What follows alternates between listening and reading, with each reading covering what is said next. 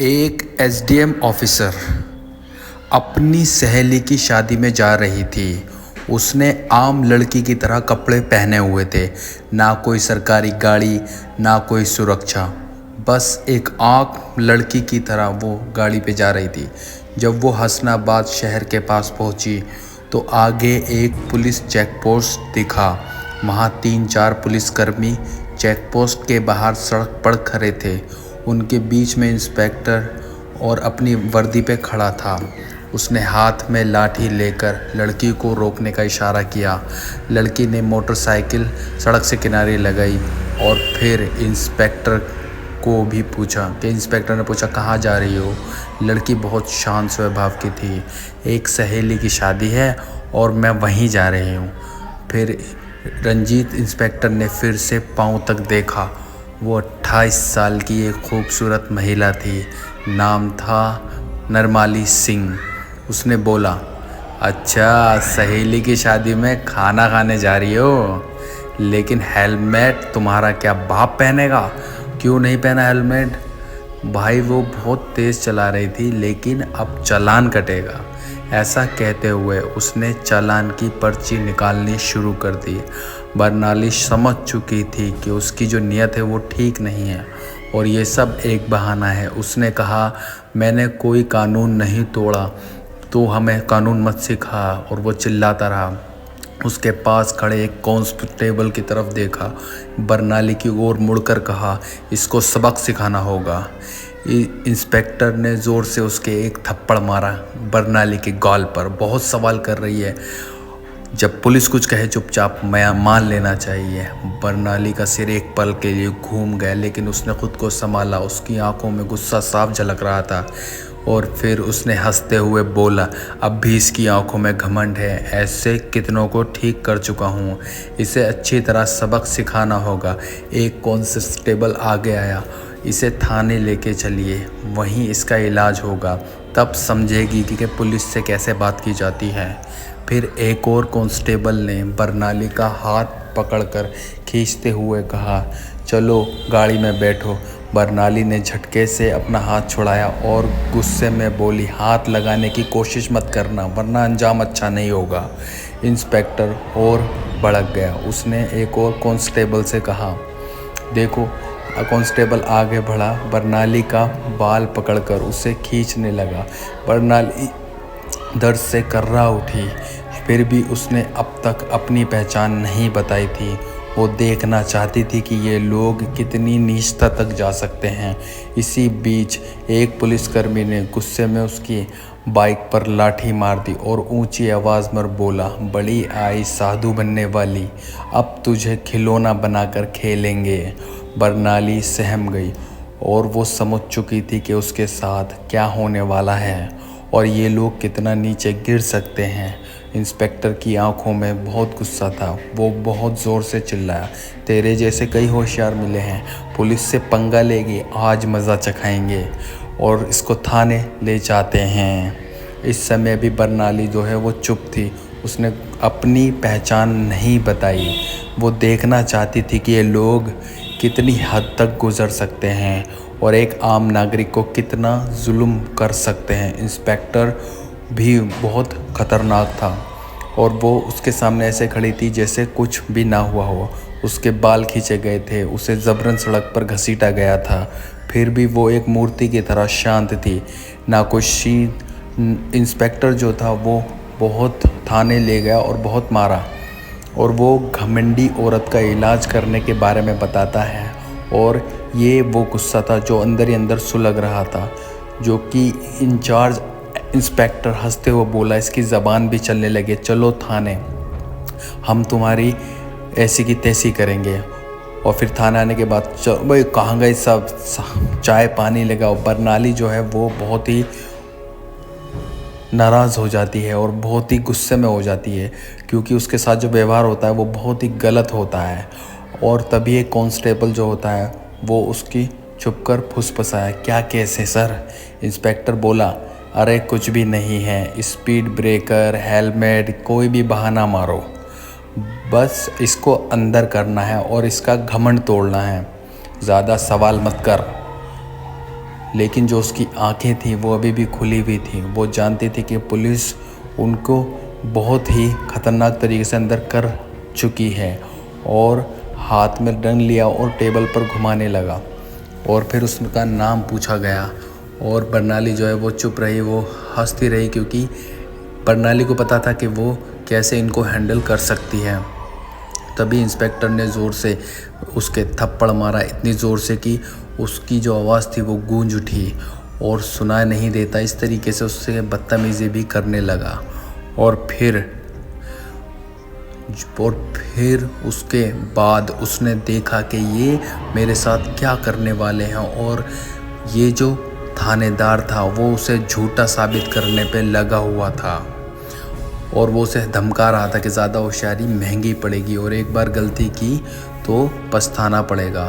फिर बर्नाली सिंह ज़बरदस्ती उसको तहखाने में डाल दिया गया, जेल में बंद कर दिया गया। वहाँ से पहले ही कैदी बंद थे। बहन, तुमने क्या गुनाह किया है, वो पूछता है बर्नाली से, लेकिन कुछ नहीं बोली। और फिर पूरा सिस्टम को जज करने के लिए वो अंदर आई है। वो तन्हा उस टोकरी के कोने में बैठी हुई थी और सब कुछ देख रही थी। फिर अचानक से वो सबको महसूस करने लगी और अपने आप को ठगा हुआ समझ रही थी।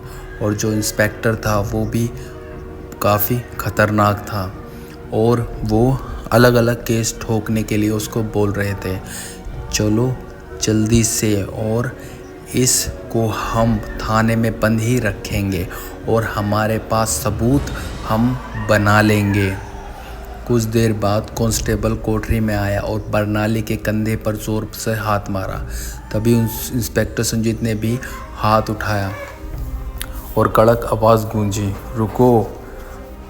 सभी लोग दरवाजे की तरफ देखने लगे। सीनियर इंस्पेक्टर संजय वर्मा खड़ा था और वो बाकी अफसरों से बेहतर था, और बर्नाली की हालत देखकर उसके माथे पर बल पड़ गया। उसने सख्त सवाल पूछा, ये सब क्या हो रहा है? और जो दूसरा इंस्पेक्टर था वो हंस के लिए बोला कि ये जो औरत है वो बहुत ही हरामी है। संजय ने बर्नाली को ध्यान से देखा। उसका व्यवहार किसी आम महिला जैसा लग रहा था। उसने पूछा, इसका अपराध क्या है? वो थोड़ा घबरा गया। सर, चेकिंग में बदतमीज़ी कर रही थी और इसके कागज़ वगैरह पूरे नहीं है, इसलिए इसे बंद करा। उसने बर्नाली से सीधे पूछा कि तुम्हारा नाम क्या है? बर्नाली जो है वो फिर भी चुप रही, और फिर वो नाम भी नहीं बता रही थी। और फिर इसके बाद उसने देखा कि ये सब क्या हो रहा है, और तुम सब अकेले हो, और तुम इस तरह की हरकतें क्यों कर रहे हो इसके साथ, और मैं खुद इसके पास रहूँगा, और मैं सब इसका जो केस है वो मैं खुद ही हैंडल करूँगा अपने से। वो फिर पहले वाली से भी बदबूदार ज़्यादा औरत थी, और जो बड़ा इंस्पेक्टर था वो पूरी तरीके से सतर्क हो गया। और फिर वो आगे से उसको बताता है कि आपको एक अलग कोठरी में बंद किया जाएगा, और वो बहुत ही बदबूदार थी। बर्नाली ने चारों ओर नज़रें दौड़ाई। इतने में टूटी हुई मेज़ पड़ी थी, और पास ही वो एक सड़े गड़े सिस्टम का असली चेहरा देख रही थी। हर एक पल उसकी आंखें ये समझ रही थी कि कानून अब सिर्फ फ़ायदे तक सीमित रह गया है। और जो कांस्टेबल जो है वो दौड़ता हुआ आता है, और वो बोला कि बाहर एक बड़ी गाड़ी खड़ी है। पूछा कि कौन सी गाड़ी? कांस्टेबल ने बोला, सर, सरकारी गाड़ी। और वो तुरंत बाहर जाता है और झांकते ही देखता है कि ये क्या था। और वो वापस आया और देखा कि प्रसिद्ध, और उसने पूछा कि क्या हुआ, कौन आया, किसकी गाड़ी है? और कमिश्नर साहब की एंट्री हो जाती है। और फिर सीनियर इंस्पेक्टर जो होता है वो घबरा जाता है। अब मामला जो है सीधे ऊपर तक पहुंच चुका था। थाने में वो दाखिल हुए और उनकी आंखों में गुस्सा साफ झलक रहा था, और उन्होंने प्रसन्नजीत से सख्त स्वर में पूछा कि ये क्या चल रहा है यहाँ पे? और बोला, कुछ नहीं सर, एक छोटा सा केस है, बस उसे हैंडल कर रहे हैं। और उसने टेबल से फाइल उठाई और ध्यान से पढ़ने लगे। इनके माथे पर शिकस्त आ गई और फिर वो घबरा से गए। ये कौन है? प्रसन्नजीत तुरंत बोला, इस महिला पर 420 और धोखाधड़ी का केस है। कमिश्नर ने सीधे अनुवाद किया, तुम्हारे पास सबूत है? फिर दोबारा बोले कि कोई भी सबूत है तुम्हारे पास? अब प्रसन्नजीत पूरी तरह फंस चुका था। उसने सीधे महिला की तरफ देखा, तुम्हारा नाम क्या है? और तभी पहली बार बरमानी सिंह ने हल्की सी मुस्कान दी और कहा, एसडीएम बरनाली सिंह। और थाने में एकदम सन्नाटा छा गया, हर चेहरा नीला पड़ गया। प्रसन्नजीत के हाथ जो है वो कांपने लगे। बाकी सब कांस्टेबल हैरान हो गए, एक दूसरे को देखने लगे और उनके पैरों तले एक ज़मीन खिसक गई। जिस महिला को वो मामूली अपराधी समझ रहे थे वो थी वही अधिकारी जो पूरे ज़िले की प्रशासन को संभाल रही थी। वो कोई आम औरत नहीं थी और स्वयं वो एसडीएम बरनाली सिंह, जिस महिला को सड़क पर घसीटा गया था, जिसके बाल खींचे गए थे, जिसे थप्पड़ मारा गया था। जब ये सच्चाई सबके सामने आई पूरे थाने में हड़कंप मच गया और सारे कांस्टेबल तब हो गए। कमिश्नर साहब ने गुस्से से देखा और इंस्पेक्टर को बहुत डांटा और गरजते हुए बोले कि सुरंजीत, तुझ में इतनी हिम्मत आई कहाँ से कि तू सीनियर ऑफिसर पर झूठा आरोप लगाया? और वो कुछ बोलने की कोशिश कर रहा था, लेकिन तभी पास में खड़े सीनियर इंस्पेक्टर संजय वर्मा ने बोला, सर मैंने पहले ही कहा था कि यहाँ कुछ ना कुछ गड़बड़ है। अब प्रसन्नजीत पूरी तरह अकेला था। तभी पहली बार बरनाली सिंह ने अपनी आवाज़ में सीधा फैसला सुनाया और प्रसन्नजीत, आपकी जो नौकरी है वो चली गई, आपका सस्पेंशन पक्का और तेरे खिलाफ अब केस भी चलेगा। ये सुनते ही प्रसन्नजीत का चेहरा सफ़ेद पड़ गया और उसकी सांस अटकने लगी।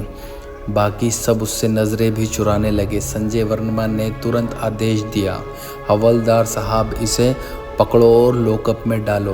प्रसन्नजीत ने एक मुड़ा हुआ कागज़ देखा और बोला, ये पहले देखो, फिर जो करना हो वो करो। उसने कागज़ आगे बढ़ाया और फिर उस दोनों की नज़रें एक साथ थी। प्रसन्नजीत बोला, ये लो मेरा ट्रांसफ़र ऑर्डर, 3 दिन पहले ही मेरा तबादला हो चुका है।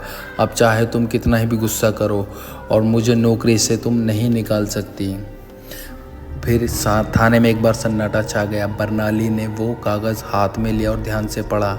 कमिश्नर ने संजय वर्मा की तरफ तीखी नज़र डालते हुए कहा, जाओ देखो ये कागज़ असली है या फिर दिखावा है। संजय ने पूरा रिकॉर्ड खंगाला और फिर उसको बताया कि ये असली है, लेकिन अब तक इसने ये नए इंस्पेक्टर को चार्ज नहीं सौंपा। अभी तक ये आधिकारिक इंस्पेक्टर नहीं है और का सारे कुकर्म इसी के ही कार्यकाल में हुए हैं और इसे कोई नहीं बचा सकता। और उसने आँखों में आंखें डालकर कहा कि अब तेरा जो नया ठिकाना है वो वहीं होगा, और उसने उसका ट्रांसफ़र रोक के उसका सस्पेंशन ऑर्डर जारी कर दिया। तो दोस्तों ये थी कहानी एक आईपीएस ऑफिसर की जिसने अपना बदला लिया।